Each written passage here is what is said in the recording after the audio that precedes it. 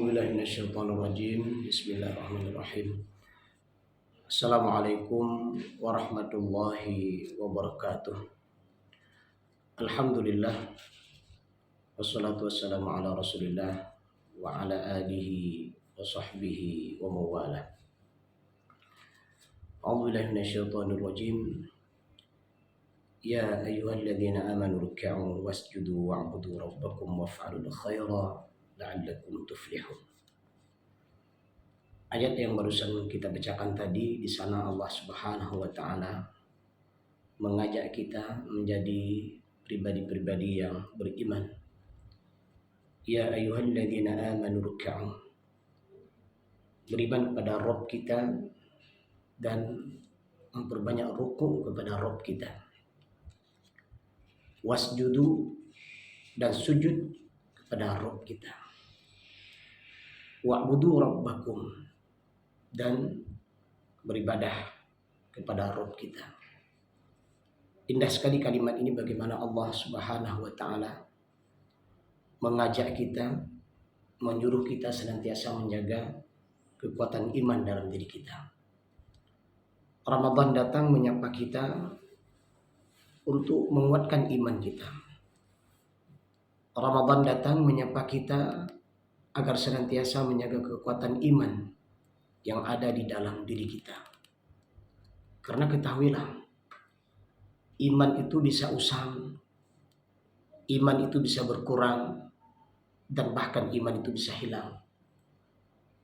Maka dalam sebuah hadis Rasul bersabda, al-imanu yazidu wa yanqus, yazidu bil ta'ah wa yanqusu bil ma'siyah.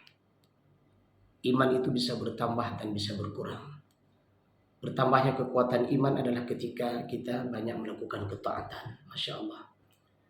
Di bulan Ramadan, di samping kita menjaga ibadah puasa kita, kita tingkatkan kekuatan ibadah kita, iman kita ini dengan ibadah-ibadah sunat.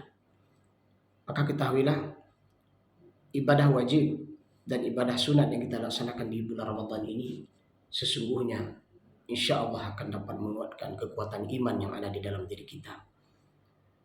Iman ini adalah merupakan kekuatan yang sangat mahal yang kita miliki, yang insya Allah mudah-mudahan sampai akhir kehidupan kita bisa membawa nilai dan nikmat iman ini. Mereka yang senantiasa menjaga nikmat dan kekuatan iman selama hidupnya, maka insya Allah di akhir hidupnya semoga dia bisa mengucapkan kalimat asyhadu an la ilaha illallah wa asyhadu anna Muhammadar Rasulullah. Allah menyebutkan kembali, ya ayyuhalladzina amanu irka'u. Kalimat ruku di sini adalah bagaimana Allah menyuruh kita senantiasa mengabdi kepadanya. Maka salah satu bentuk ruku yang kita lakukan adalah di dalam sholat kita. Maka rasakan di situ saat kita ruku kepada Rabb kita. Di sana kita merasakan kebesaran Allah Subhanahu wa taala. Bahkan dalam makna filosofis yang lebih luas adalah ruku tersebut, bagaimana keberadaan kita melihat saudara-saudara kita yang ada di bawah kita. Ada saudara-saudara kita yang lemah dalam bidang ilmu, maka keberadaan kita adalah bagaimana mengajarkan ilmu kepada saudara kita. Ada saudara kita yang lemah fisiknya, maka keberadaan kita adalah bagaimana membantu saudara kita yang lemah fisiknya. Ada saudara kita yang lemah ekonominya, maka keberadaan kita adalah membantu saudara kita agar mereka bisa hidup lebih makmur, lebih baik dan lebih mulia. Ada saudara kita yang lemah dalam lisannya, dalam berbicaranya, maka keberadaan kita membantu saudara kita, membantu keperluan-keperluan hajat-hajatnya saat dia mau berbicara. Intinya, irka'u adalah sebuah sifat dan sikap yang kita lakukan di dalam sholat kita, sekaligus mengandung arti dan makna kita senantiasa memperhatikan orang-orang yang ada di bawah kita. Wasjudu, sifat perbuatan ini adalah kita lakukan di dalam sholat kita. Saat sujud, Rasulullah menyebutkan bahwa di antara momen-momen yang paling dekat seorang hamba dengan Rabb-nya adalah di saat sujudnya. Di sanalah kita merasakan bagaimana kondisi kita seorang hamba yang lemah, seorang hamba yang serba kekurangan. Kita butuh kepada yang maha kuat. Kita butuh kepada yang maha kaya.